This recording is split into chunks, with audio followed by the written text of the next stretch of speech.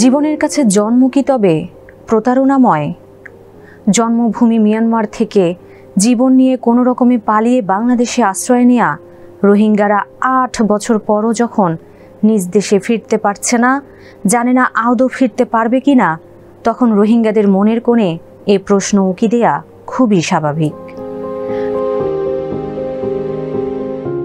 রোহিঙ্গারা যখন দেখছে কোথাও তাদের যাওয়ার জায়গা নেই, নেই কাজের ব্যবস্থা, কমে আসছে আন্তর্জাতিক সম্প্রদায়ের সহযোগিতা, তাদের নিয়ে মাথা ব্যথা নেই কারো, তখন জাতিসংঘের সাধারণ পরিষদে কথা বলার সুযোগ পেয়ে রোহিঙ্গা নেতা একদম সঠিক প্রশ্নটি ছুড়ে দিয়েছেন বিশ্ব বিবেকের উদ্দেশ্যে।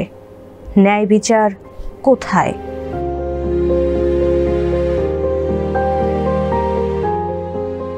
সেপ্টেম্বর জাতিসংঘে মিয়ানমারের রোহিঙ্গা জনগোষ্ঠী ও সংখ্যালঘুদের নিয়ে আয়োজিত উচ্চ পর্যায়ের একটি সম্মেলন অনুষ্ঠিত হয়েছে। ওই সম্মেলনে নিজেদের দুর্দশার চিত্র আবারও বিশ্ববাসীর সামনে তুলে ধরার সুযোগ পায় রোহিঙ্গারা। সেই সুযোগ কাজেও লাগিয়েছেন রোহিঙ্গা স্টুডেন্ট নেটওয়ার্কের প্রতিষ্ঠাতা মং সাওয়েদুল্লাহ। 2017 সালে মিয়ানমার থেকে পালিয়ে কক্সবাজারের শরণার্থী শিবিরে 7 বছর কাটিয়ে দেয়া এ নেতা বিশ্ব নেতাদের উদ্দেশ্যে বলেন, রোহিঙ্গা গণহত্যা উন্মোচিত হওয়ার পর 8 বছরের বেশি সময় অতিবাহিত হয়েছে, কিন্তু রোহিঙ্গাদের জন্য ন্যায় বিচার কোথায়? এরপর নদীতে পড়ে থাকা কয়েকজন রোহিঙ্গার মৃতদেহের ছবি তুলে ধরে তিনি প্রশ্ন করেন, কেন আরাকান আর্মির অমানবিক হামলা ঠেকাতে কিছু করছে না আন্তর্জাতিক সম্প্রদায়? এদিকে জাতিসংঘে রোহিঙ্গাদের দুর্দশার কথা তুলে ধরার এই মুহূর্তটিকে ঐতিহাসিক বলে আখ্যায়িত করেছেন উইমেন্স পিস নেটওয়ার্ক মিয়ানমারের নির্বাহী পরিচালক ওয়াই নু। তার আশা এ সম্মেলন রোহিঙ্গা ইস্যুতে জাতিসংঘের দৃষ্টি আকর্ষণ করবে।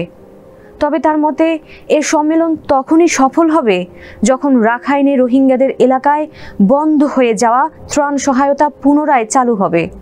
এক্ষেত্রে রোহিঙ্গা সংকটের স্থায়ী সমাধানে আসিয়ান দেশগুলোর মধ্যে সমন্বয় ও মিয়ানমার সেনাবাহিনী সহ আরাকান আর্মির ওপরও লক্ষ্যভিত্তিক নিষেধাজ্ঞা ও বিশ্বব্যাপী অস্ত্র নিষেধাজ্ঞা আরোপের আহ্বান জানান তিনি।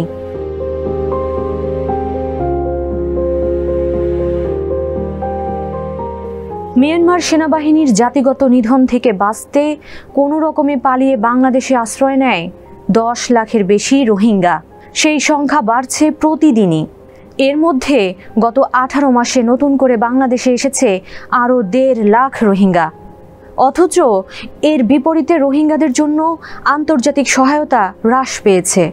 সীমান্ত উন্মুক্ত রেখে বাংলাদেশ মানবিকতার দৃষ্টান্ত স্থাপন করলেও আন্তর্জাতিক সম্প্রদায়ের ব্যাপক সাহায্য হ্রাস ভাবাচ্ছে বাংলাদেশকে। এবার জাতিসংঘে দেওয়া ভাষণে রোহিঙ্গাদের দুর্দশার চিত্র তুলে ধরে বাংলাদেশের প্রধান উপদেষ্টা মোহাম্মদ ইউনূস বলেছেন, গণহত্যা শুরু হওয়ার 8 বছর পরও রোহিঙ্গাদের দুর্দশা চলছে। বাংলাদেশ এই সংকটের শিকার।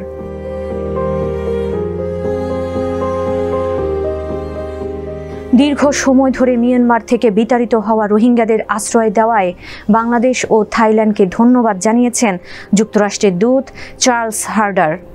বাংলাদেশে আশ্রয় নেওয়া রোহিঙ্গাদের জন্য যুক্তরাষ্ট্রের পক্ষ থেকে $60 মিলিয়ন সাহায্যের ঘোষণা দেন তিনি।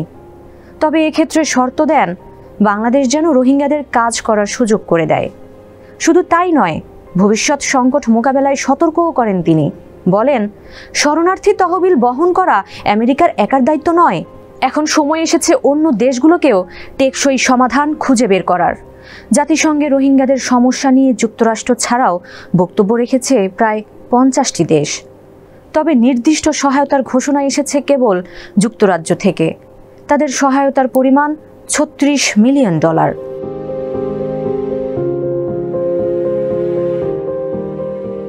এর আগে চলতি বছরের জুলাই মাসে বাংলাদেশের কক্সবাজারে আরেকটি শীর্ষ সম্মেলনে রোহিঙ্গাদের কারণে বাংলাদেশের সৃষ্ট সমস্যার কথা তুলে ধরেছিলেন প্রধান উপদেষ্টা ডক্টর ইউনূস।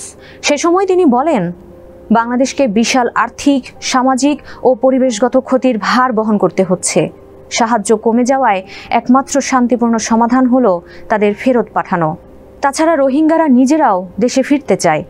এর মধ্যে যারা নতুন করে পালিয়ে বাংলাদেশে এসেছে তাদের অবিলম্বে ফেরত পাঠানোর কথাও বলেন প্রধান উপদেষ্টা। সেই সঙ্গে বাংলাদেশের সমস্যা তুলে ধরে তিনি বলেন, থাইল্যান্ডের মতো বাংলাদেশও রোহিঙ্গাদের কাজের অধিকার দিতে পারবে না, কারণ বাংলাদেশের নিজস্ব উন্নয়ন চ্যালেঞ্জ, দরিদ্র ও বেকারত্ব রয়েছে।